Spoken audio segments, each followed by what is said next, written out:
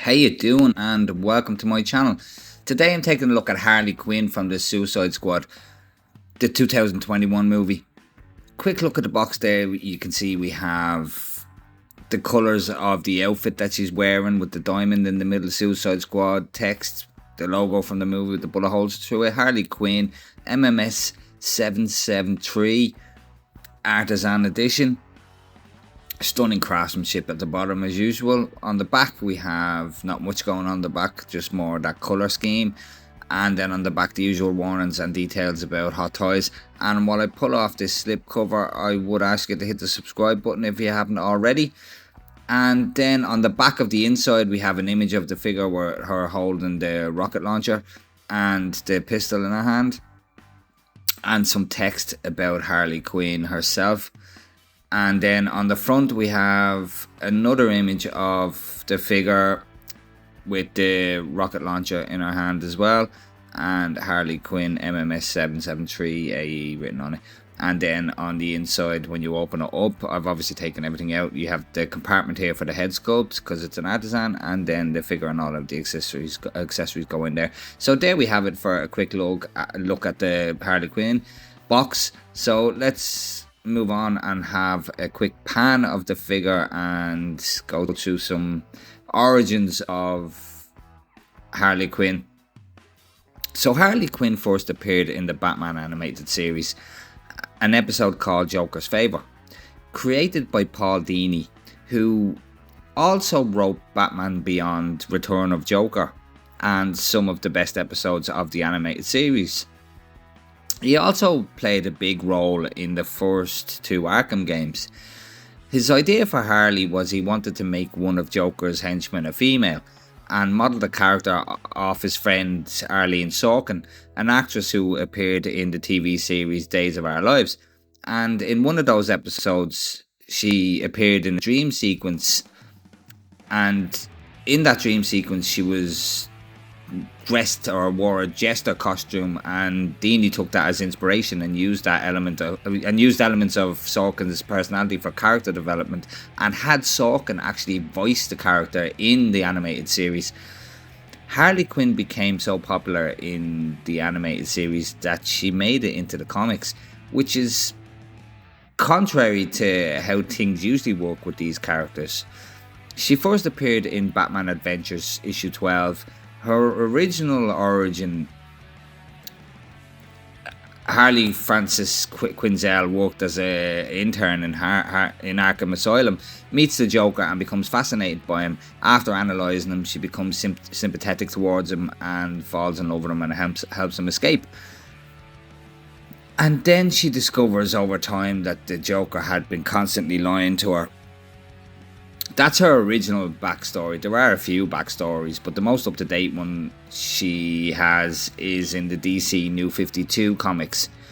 And the Suicide Squad kind of blends these two origins, like her fallout with the Joker. This is from the New 52. And that's why we don't see much of Harley Quinn with Joker in the New 52 comics. So that's pretty much it for just a brief kind of backstory on Harley Quinn, or her original origin, and how she first appeared and who she's based on. So moving on, let's have a look at her accessories. So here we are for all of the accessories that come with Harley Quinn from Suicide Squad. Starting off with her hands, 7 hands in total. Starting from top to bottom, we have closed fists, 2 trigger hands, 2 open palm gesturing hands, and 1 relaxed palm. Not bad detailing on them. You can see she has the black fingernails painted, the ring on the finger, and you can see the suits, the card suits, the diamonds, the clubs, the spades and the hearts on each finger of the gloves, and the little holes on them there, kind of like driving gloves, and some nice rippling and texture on the gloves as well. Really nice, not bad. Very small hands, obviously, because it's a female. And then we have this very generic looking grenade or rocket launcher. Not a real life thing. This is something that was made for the movie, as far as I know. A AR style stock on it. or M16 style stock, whatever way you want to put it. Not a bad bit of detail in it. You can see the little paddle there for adjusting the stock, although it doesn't adjust, it doesn't move. Some Picatinny rails going around it, and this little stock here, which gets in the way, kind of gets in the way of putting her hand, of her holding the weapon. If you imagine the rest of the arm up there, you do have to kind of move her hand to the side, whichever side, to get the rocket launcher to sit correctly in her hand, which is not ideal, but it is what it is. And the rocket itself does disconnect from the rocket launcher and has a red tip on it, and that's the only paint on it, you know, that red tip. There's no real weathering, there's no weathering running through it, there's no weathering on the handle, there's no weathering on it whatsoever. It's a little, it makes it look plasticky and toyish, to be honest.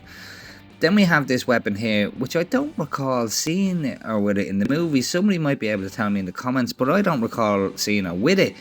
I know when she escapes the Quarter Maltese mansion, the mansion that she's in, she escapes and she's using Berettas in that scene, and she shoots the guy with a revolver. So I'm not sure at what point she uses this weapon here. It does have a working slide on it. It does have a micro optic on it, and it does have a micro red dot, a removable mag. It kind of looks like a Glock. It's a style of Glock as far as I can tell, but I'm not 100% which particular Glock it's based on. Then we have our hey ho let's go bag, accurate to a sense. It's accurate in size. The rocket launcher would fit in there if you take the rocket off, and I think that's the whole point of being able to disconnect the rocket, is so it will fit in the bag. It does have a functioning zip with foam in it to pack it out, and if I just get this closed again, and it does have the strap on it as well, and the hey ho let's go. Although I do believe the lips are a little bit off color on it. I'm sure in the movie those lips are painted a bit more red, so a little bit inaccurate in that side of things. And then we have the Javelin that she gets from Javelin. He gives it to her and doesn't explain why. Very nicely detailed. You can see all the intricate details, if I can get the focus in. All the, you know, the details running through it, up into the silver piece as well. All the details running in that as well. Very, very nicely detailed. Very well. We obviously have the brown wooden handle or straps around the handle. I don't think it's an accessory I'll be using, but it's nice to have it. So let's move on and have a look at the base. A picture of, let me move this out of the way, let me get this off, it's about to bash off my camera. A picture of Margot Robbie, the side profile of Margot Robbie as Harley Quinn. I'm pretty sure that's Margot Robbie as Harley Quinn. I don't see why it would be anybody else. Some reflective parts on it as well, as you can see it catching the lights. There are some glossy parts on it, as you can see. I'm not really sure what they're meant to represent. Suicide Squad, DC the Suicide Squad written on it, and DC Harley Quinn quite cheaply written on the nameplate. Not overly impressed with that. And this part here, it's okay. It's got the red and black theme on it, design on it, just like the outfit that she's wearing. I'm not too sure if I like the image of Margot Robbie as Harley Quinn on the base, to be honest. I'm not sure if I like that, to be honest. It's generic, standard rectangular shaped base, and I'm sure anybody with a Star Wars figure is familiar with it. So there we have it for the base. Let's move on and have a look at the figure itself. So here we have Harley Quinn standing pretty much straight up as she comes out of the box, with the exception of the head being attached. You know, it comes separately in the little case. So starting off from bottom to top, we'll have a look at her footwear. First issue with this figure is, it starts off with her boots, her feet. There is zero articulation here. There is no articulation whatsoever. Very difficult to stand this figure up freely because she has zero articulation. The detail on the boots is fine. You know, you can see they're, you know, made to look like a leather. there's a nice relief on the laces. They're a separate piece. Yes, they are separate, yeah. Which gives them depth, you know. They are accurate with the buckles and how high they go up. No real weathering to speak of on them, which is a little bit of a letdown. Slight little bit here and a little bit on the side at the heel part, but I'm not overly impressed with the lack of weathering. And we do have a molded grip on them as well, but not overly impressed with the boots. I just think there could have been a bit of weathering put in them, and I think they could have made them with a softer material like they have previous figures, so there is articulation. I like the details in the laces, how thick the laces are, and the eyelets on the laces look well. Up to our trousers. Our trousers aren't pleather or, you know, nylon. They are actually a soft goods. They are a cloth material, a fabric. Faux zips running down them. You can see we have 3 on this left leg here and 1 on the right leg, with a little bit of detail going up into this section here. And the diamonds on them are weathered. There is a little bit of weathering on them, which is a nice little touch. They look a bit worn. Around to the back, a nice little bit of detail on the back, you know, with the double layering look to them. Nice stitching as well. And she has her 2 belts on, which are movie accurate. Although this one here, the Velcro on it is very weak. It's very, very weak. It does come off, you know, if you're messing about with the figure, it does tend to just come off, on my copy anyway. But they feel like a nylon to me. They are not pleather, they're a nylon, so there's going to be no degradation on these belts over time. They are most definitely a nylon. HQ, Harley Quinn's initials on this belt here, as it should, and a little bit of weathering on it as well. Same with these little pieces with the stars on them, a little bit of weathering on them as well, which looks the part, and some nice studs and the buckle here, and then we have this little ring on this belt. So nice detail on the belts, and they look the part, which I'm quite pleased with. And it's nice that they're not pleather. And then we have the corset that she's wearing, and again, I don't feel any pleather. This all feels like a nylon to me. It doesn't feel like pleather to me at all. I could be wrong. It could be a very good quality pleather, but I don't think so. These parts here are separate pieces on a little elasticated, you know, piece on them, which gives them more depth because they're not molded in. They're a separate piece, and underneath that there's a faux zip with a zipper molded in.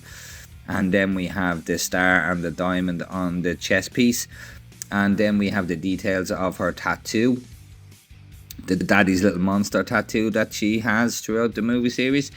And the straps are actually molded onto the shoulders, and in the box comes separately is the necklace that she's wearing.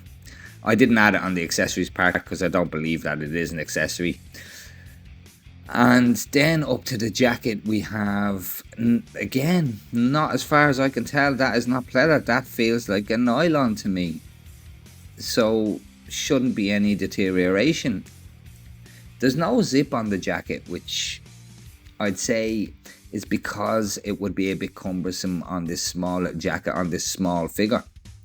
I don't think they could make a smaller zip than the standard zips that they use. So I think that's why they didn't put a zip on the jacket. Just imagining that there would look out of place. The detail of the stitching running through, and this little detail with these kind of diamond shapes running through it. Then we have the strap around the arm with the diamond in it, and all of this stitching, and more this diamond shaped print on the sleeve. The zip on the back of the cuffs, as you can see, and if they'd have put one of those zips on the front, it would look cumbersome, because that's quite a big zip to be putting up here. So I can understand, looking at that, why they didn't put the zip on the front. Some more detailing of this fabric material on the shoulders, ringlet on the top of the shoulder on each side, and more of this detail, you know, the opposite colors of the other side, with a little bit of weathering on the sleeve here, you know, a little bit of weathering running through the bottom here as well. There is a little bit of weathering on her. I would have liked to have seen a bit of weathering on the pants, but I do understand why they didn't do it. I've had this figure the arm posed with the rocket launcher in her hand. I've had it bent for about 4 or 5 days, and there's a little bit of creasing in the nylon there, and it doesn't fill me with a whole heap of confidence in this material. I feel it could crack over time. I won't be leaving her in a dynamic pose, which kind of defeats the purpose of having these articulated figures when you see creases like this in it after 4 days of posing, and that could potentially crack. It kind of defeats the purpose. A little bit disappointing. And then on the back of the jacket we have the Live Fast Die Clown print on the back like she has in the movie. Very movie accurate, looks the part, looks as I said, accurate, and that just feels like a nylon to me. It doesn't feel like pleather to me. So there we have it for the guts of the figure, the body and the outfit. So, and look, I'm sure people, or some of you, have seen the photographs of her without the jacket on with the exposed joints, and it looks absolutely hideous. So I'm not going to go through that hassle of taking the jacket off. If you want to see her without the jacket on, you can just, it's a Google search away. So let's get into the detail of the head sculpt and see what we're presented with. So here we are for the Harley Quinn head sculpt from Suicide Squad 2021. Please forgive me for having that one eye a bit off. Typically I'd put her back into her neutral eye position for the head sculpt pose. I've taken a bunch of pictures with her with that eye off as well, so I'm not very good at posing the eyes. That's why you'll see in most of my reviews I don't really touch the eyes. I'm never satisfied with the position that they're in, even when I put them back into their neutral position. But the reason why I've left these in the side eye position is because I am not taking a head sculpt off again. It is one of the toughest head sculpts I've ever had to click in to get it on properly, that I've ever had to deal with. It's a real pain in the ass. You have to absolutely maul that artisan hair to get the head sculpt on correctly. And just looking at the side there, I'm sure the camera's picking up on it. Can you see all those loose strands of hair that are just coming out at the side there? It wasn't like that when I got it out of the box. It didn't have all those loose strands of hair when I took it out of the box. It was mauling it to get the head sculpt on that done that. Now I put the head sculpt on, neutral eye position, then I took it off to give her some side eye, because I do believe she looks much better with side eye with the open mouth. So I've had it off and on twice, and I've done that to the hair, so I'm absolutely not touching that to fix that one wonky eye, to be honest with you. It puts me off getting artisan figures when I have to contend with this, just to give it a bit of eye movement. The Hot Toys really need to come up with the magnetic eyes for at least their artisan figures, because mauling that hair, in this case, has really messed up the hair. It was perfect when I got it out of the box, and now it has all these loose strands from me trying to futz with the head sculpt to get it on. But looking at the details of the sculpt, open mouth Harley Quinn, we've got it before. We've had it with the original Harley Quinn figure from the original Suicide Squad movie, and I can understand why they've given this the open mouth as well, because we do have a 2.0 of the original Harley Quinn on its way out, and that has more of a stoic look to it. So it's nice that they've given us some variation here. So like I said, I can understand why we have the open mouth. Nice detail in the mouth, although I do think the tongue is a little bit orange looking. I'm not a fan of the colour of the tongue. It looks a bit orange. Even on camera here it looks better than it does in hand, to be honest. It just looks a little bit too orange, and it doesn't look wet enough, and there's not a lot of detail to the tongue. There isn't a prominent line running down the middle of it, and there isn't any texture to the tongue. Not overly impressed with the tongue. The teeth look great, the lipstick looks great, and because it's a female, and females don't necessarily have the amount of detail in their face. I can see this strand here that is going across her face.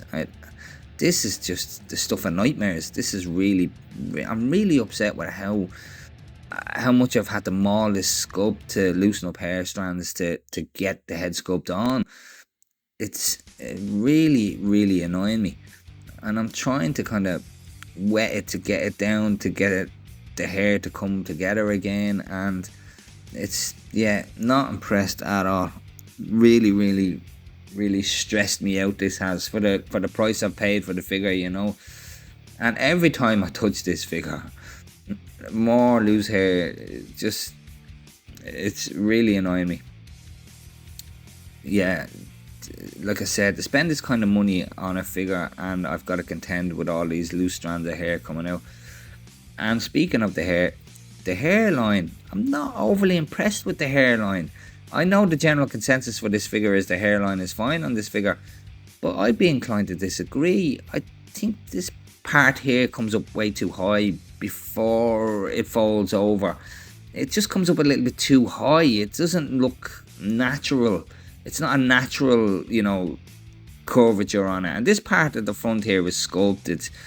This is a sculpted piece, and then the artisan hair is glued onto that piece of sculpting.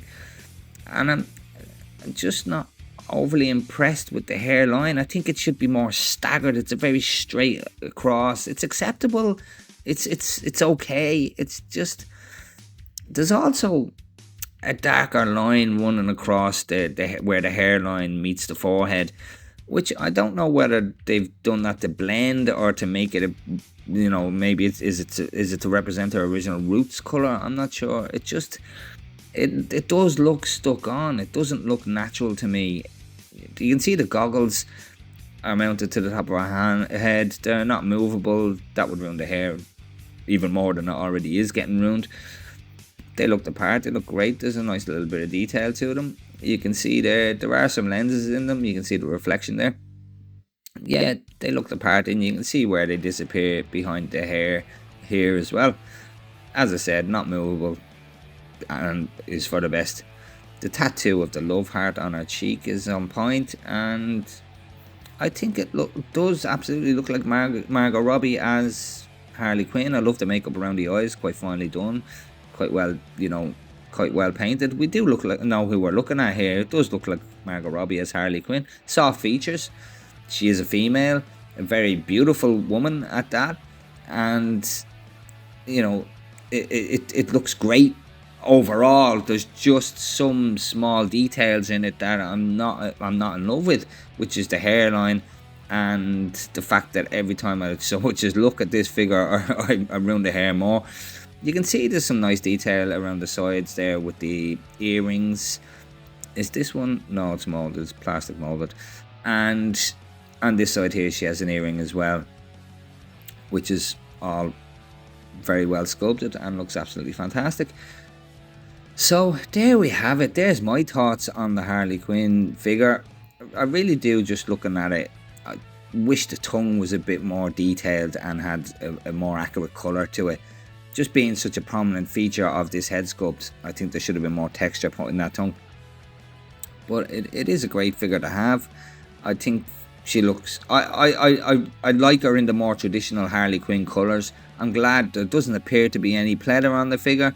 I don't regret getting the figure. I just feel I have to be extremely careful with this figure, which is not something I'm used to. I do have some artisan figures, but I just feel this one is more delicate than the previous ones that I have.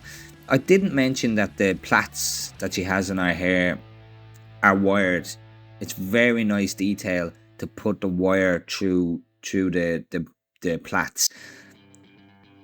You know, so if you want to put her in a more dynamic kind of pose, or make it appear as though the wind is blowing and sweeping her hair over to the side, it can be done, and it looks great. It looks really well. You know, just not impressed with some of the little details. I really had to maul that hair to put the head sculpt on, and I regret, you know, messing the hair up, but there was nothing I could do about it. So I've rabbited on enough. So I'm going to leave it at that.